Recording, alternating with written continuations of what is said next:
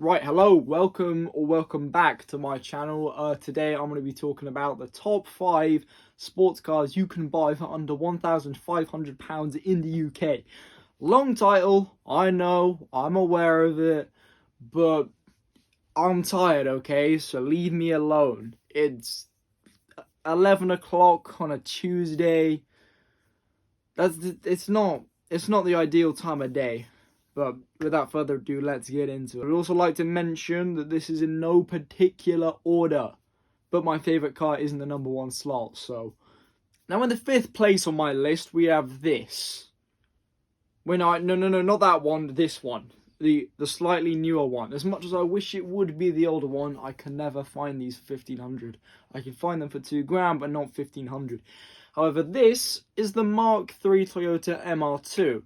It features a 1.8 litre turbocharged, I think, inline 4. It's mid-engine, so it's basically a Ferrari. Okay, it's rear-wheel drive, and it has a 0 to 60 time of 7.9 seconds, thanks to the fact it's got 138 horsepower. I don't know why I'm moving my head so much, but I am. Personally, I quite like this car. It's pretty cool. I do like its slightly older counterpart. It does look a lot better with the pop-ups. But you can't find this for 1,500 quid, and well, that's the budget. Up next, we've got a German machine. But this German machine is a Mercedes. I did that on purpose, just so you know. I haven't actually got a list for a speech impediment. I just haven't had a glass of water for several hours. So my mouth feels all dry, which makes it hard to speak. But yeah, this Mercedes SLK 200 compressor, they made this car from the year 2000 to the year 2004. You know, it was quite a varied production of this car. You know, they made it for a couple of years, which is a pretty good thing, considering the fact it has 161 horsepower, 0 to 60 in 8.2 seconds, and it's rear-wheel drive. And a few of them came with a manual transmission. God holy smokes, do I love the manual transmission. You know, I would buy a car with an automatic transmission and a car with a manual transmission just to make my automatic car have a manual transmission.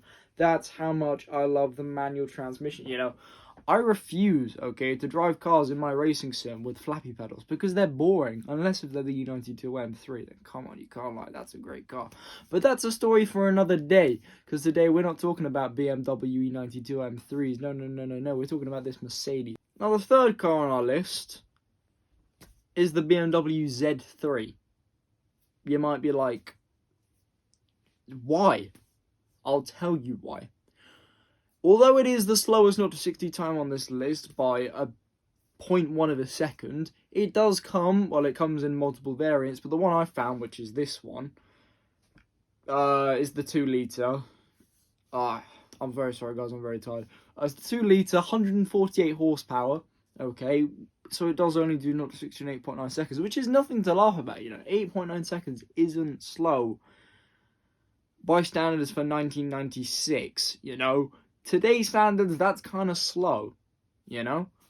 But yeah, you can pick one up for a pretty small amount of money. I found this one, I think it was like 600 quid, which is a good deal for one of these, you know? Especially given the fact that you can drift in it, you know? I think it's a great deal. In the second place spot, we have a little car called the Mazda MX-5. And I'm talking about the original one. You might be like, wow, how can you find one of those for under 1,500? They're really expensive. Well, here in the UK, they're not as expensive as they are in the States. In the States, they're astronomically overpriced. Here in the UK, here's one here and here's one here, and they're both in the budget. So it is doable, but you're just going to have to do a little bit of searching, and you're probably going to end up with one with some minor problems, because that's what most old Japanese cars tend to have. I would know about that. However, it's 1.6 litre engine with 113 horsepower and a rear-wheel drive powertrain means this bad boy can go from 0 to 60 in 8.9 seconds, which again isn't very fast by today's standards, but back when it came out in 1992, I believe, it was top of the line. It wasn't top of the line. It was top of the line for its class, okay? It was a good car. It's still a good car. It has pop-up headlights. You gotta love that. Ugh! For the final car on our list, which is my favourite out of all of these, I'll give you a clue. My dad had one of these before I was born. I know that's not a big clue for 99.9998% of people watching this video, but for the 3 people out there that do know what my dad's car was. It was an Audi TT. He had a Mark 1 Audi TT. It was a 1.8 turbo.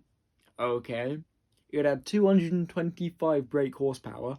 Okay. And it was a convertible. Okay. All-wheel drive.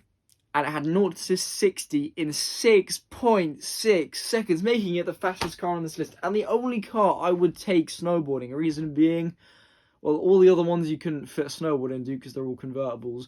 And this one's all-wheel drive. So, you can take it anyway. It's an Audi. Audis are the best. You can argue all day what you want out of Audi, BMW, and Mercedes. But come on, at the end of the day, you got to grow up. It's Audi. Come on, man. Come on, man. I mean, think about it. Well, what BMW has is BMW is fun. Don't get me wrong. I really like BMWs. I love BMWs. But they're not Audis, okay? The reason why Audis are better is they're more practical, okay? Well, the way I see it, okay? If I was going to have a supercar from any one of those brands, I'd pick an Audi. If I was going to have a drift car from any one of those brands, I'd have a BMW. If I was going to have a daily driver from any one of those brands, I'd pick... I'd either pick Mercedes or I'd pick Audi.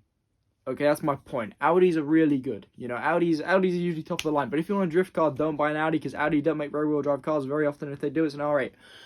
And you don't want to buy a rear-wheel drive R8. You want to buy the all-wheel drive. Actually, that's a lie. You want to buy the rear-wheel drive R8. That's the really cool one. But yeah, that's 5 fun sports cars you can buy for under £1,500. That's the whole of this video. I'm still doing daily uploads because I'm a cool guy now. I actually have a tripod now. Look at this. I can pick it up. I can be a vlogger now. Look at this. That's for the vlog. Bye bye.